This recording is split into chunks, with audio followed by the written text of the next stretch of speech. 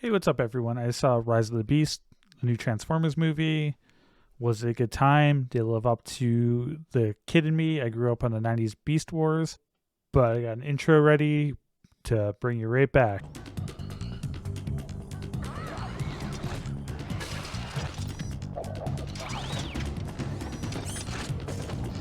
Too much energy. If they ever get enough, they could conquer the galaxy. Yeah, this one's a little bit different, but Beast Wars was a show I really liked as a kid. I should really watch Beast Wars again and see if it lives up to the nostalgia of it. I only really saw the first Transformers movie. I didn't really watch any of the other ones, any of the Michael Bay ones. This new director, it's in the past. I know it. I think it's kind of a sequel to the Bumblebee movie, I believe, from what I've heard. My friend went with me and he kind of explained it, but I don't know how they all link together. He says it links together really well. I'll have to watch them all and see if if that's accurate, but I take his word for it. It really brought me back to the 90s though.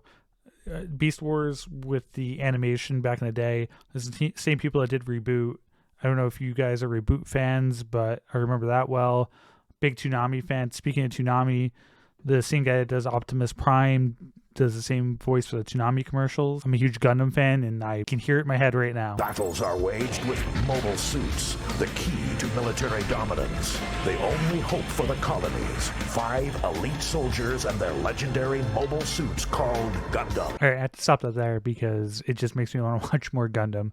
Love the series. Excited for the Netflix movie. I'll definitely review that. Maybe we'll do that eventually. This one had a lot of great moments. I just wish they used the Maximals more. I think Optimus Primal has a lot of really good moments, but they show the Maximals in the beginning and introduce them and how they got to Earth. But I feel like they're kind of side characters in this.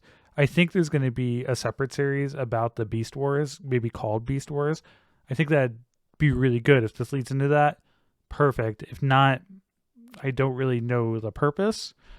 Probably depends on how this movie does. I will say the human element in this was really good, though.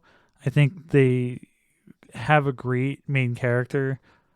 You care about him. You care about his brother. He's got a sick brother that he's trying to take care of. He's trying to take care of his family. It's in the 90s. They have a good 90s soundtrack.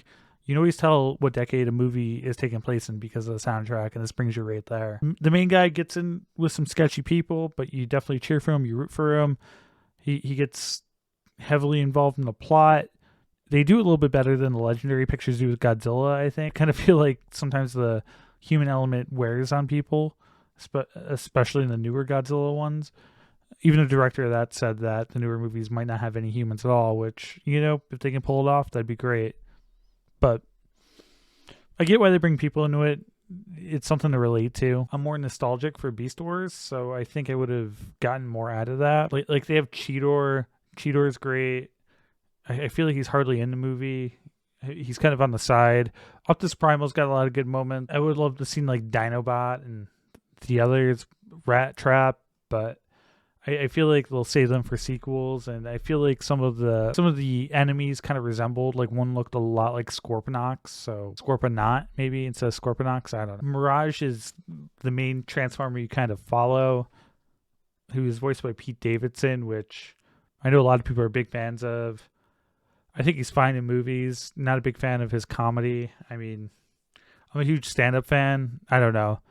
I've seen him twice live, and he opened for John Mulaney, and I saw him right before Bill Burr another time, and those are definitely tough acts to follow. Maybe I'll have to see him on his own. They also had a whole segment that was kind of Mega Man / Iron Man-ish. I won't go into details of that, but I don't know how that works into the Transformers canon.